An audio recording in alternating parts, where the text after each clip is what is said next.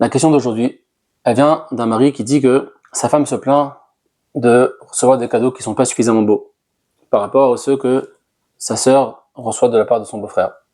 Du coup, ça provoque des tensions dans le couple et ça les éloigne. Alors, on a ici affaire à deux personnes. Une personne qui trouve que les cadeaux qu'elle reçoit, ils ne sont pas assez chers, qui sont dévalorisants pour elle.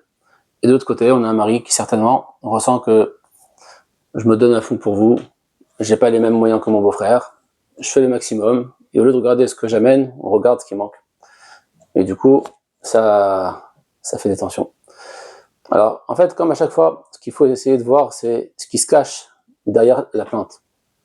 Ce qui se cache derrière la plainte, certainement, il me semble, que c'est pas seulement un problème de cadeau, c'est pas un problème uniquement de prix du cadeau, mais c'est que peut-être qu'elle se sent pas suffisamment valorisée. Peut-être qu'elle a besoin de sentir que pour son mari, elle est chaque jour choisie, que son mari, il veut vraiment prendre soin d'elle, son mari, il pense à elle, il lui offre des beaux cadeaux à hauteur de ses moyens, mais du mieux qu'il peut.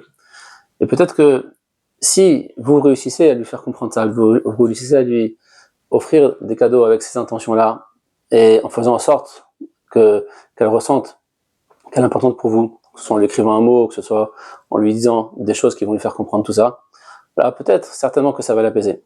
Après, c'est vrai qu'il peut y avoir aussi des gens, des personnes qui veulent des choses chères, qui veulent du luxe, parce qu'elles ont grandi dans le luxe, parce qu'elles voient ce qu'il y a autour d'elles, et vous n'avez pas les moyens de vous aligner à ça. Alors dans ces cas-là, il faut avoir une bonne communication dans le couple, une bonne complicité, et réussir à discuter souvent du sujet, en expliquant que vous faites votre maximum, et que vous, ce que vous donnez, c'est hors de prix, ça n'a pas de prix. Donnez de la considération, donnez de l'amour, donnez tout ce que vous pouvez donner au maximum, vous montrez que vous faites le maximum pour elle, et normalement, ça devrait être suffisant. Donc, essayez maintenant au moins une fois par semaine, de faire un geste concret, à hauteur de vos moyens, ou peut-être même au-delà de vos moyens, en faveur de votre femme, pour qu'elle comprenne que vous faites le maximum d'efforts pour elle, et ça, normalement, ça va l'apaiser, et ça va, au lieu de vous éloigner, ça devrait vous rapprocher. Be'atzlacha.